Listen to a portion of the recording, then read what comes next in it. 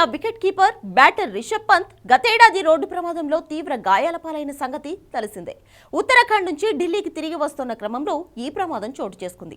రూర్కీ సమీపంలో హమందాపూర్ జల్ ప్రాంతంలో పంత్ ప్రయాణిస్తున్న BMW కారు అదుపు తప్పి వేగంగా రైలింగ్ ను తగిలింది. దీంతో ప్రమాదం జరిగిన వెంటనే మంటలు చెలరేగి కారు పూర్తిగా దగ్ధమైంది. ప్రమాదం జరిగిన అనంతరం స్థానికులు అతన్ని ఆసుపత్రికి తరలించడంతో త్రుటిలో ప్రాణాలతో పంత్ ఈ ప్రమాదం నుంచి బయటపడ్డాడు.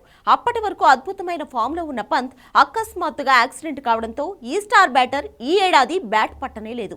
ఈ క్రమంలో IPL, WTC ఫైనల్ తో పాటు స్వదేశంలో జరుగుతున్న వరల్డ్ కప్ టోర్నీ కూడా మిస్ అయ్యాడు.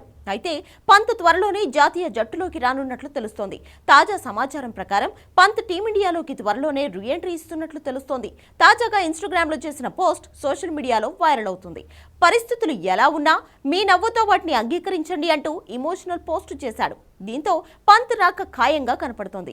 ఎన్నో కఠిన పరిస్థితుల నుంచి కోలుకున్న పంత్ ఆత్మవిశ్వాసంతో కనపడుతున్నాడు. ప్రస్తుతం ఈ లెఫ్ట్ హ్యాండర్ పూర్తిగా కోలుకున్నాడు. బెంగళూరులోని జాతీయ అకాడమీలో ప్రాక్టీస్ మొదలుపెట్టాడు.